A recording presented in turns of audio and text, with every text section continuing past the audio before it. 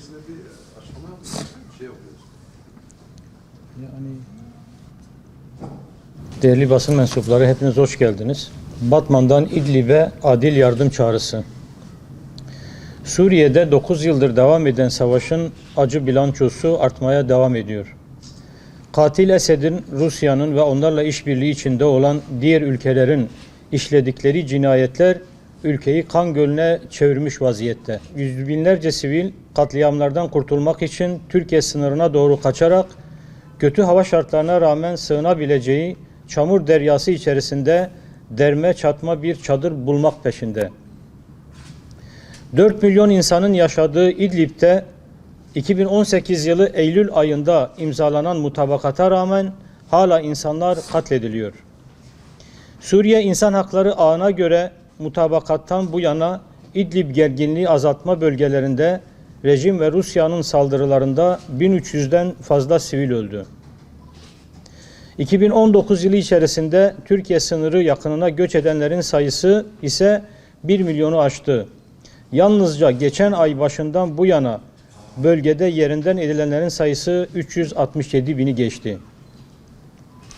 Savaşın uzaması mazlum Suriye halkına yapılan yardımları da vurmuş durumda. Suriye'ye yardım denilince maalesef kanıksanmışlık psikolojisiyle birlikte artan milliyetçilik refleksleriyle artık memleketlerine geri dönsünler tepkisini en yakınımızdan bile duyar olduk. Peki soruyoruz, nereye dönsünler? Tepelerine yağan bombaların altına mı? Taş üstünde taş kalmayan İdlib'e mi? Tekrar soruyoruz, bu insanlar nereye dönsünler? Son günlerde dayanılmaz görüntüleriyle karşılaştığımız sınır bölgelerine sığınan İdlib halkına bir nebze olsun elini uzatan yardım kuruluşlarına bizler de destek vermek ve Batman'ımızdan el birliğiyle gidecek yardımları katlamak istedik. Kızılay, Batman İHA ve Yedi Başak derneklerinin İdlib'e adil yardım çağrısı sloganıyla açmış oldukları yardım kampanyalarına düşünce ve inanç özgürlüğü platformu olarak tüm bileşenleriyle destek olup sahaya inmeye karar verdik. Kampanyamız acil olarak ihtiyaç duyulan malzemeler olan halı, hasır, soba, yakacak, mutfak seti, un, temiz içme suyu, konserve, gıda kolisi, bebek kolisi, hijyen paketi, battaniye, sünger yatak ve her çeşit kışlık giyim malzemesi toplanarak tırlarla sınır bölgesine gönderilecek. Nakdi yardım yapmak isteyenler için de 20'şer TL'lik çekler hazırlanmış olup Kızılay ve İHA banka hesapları bu amaçla kamu ile paylaşılmıştır. Bugün yanı başımızda kardeşlerimize sahip çıkma günüdür.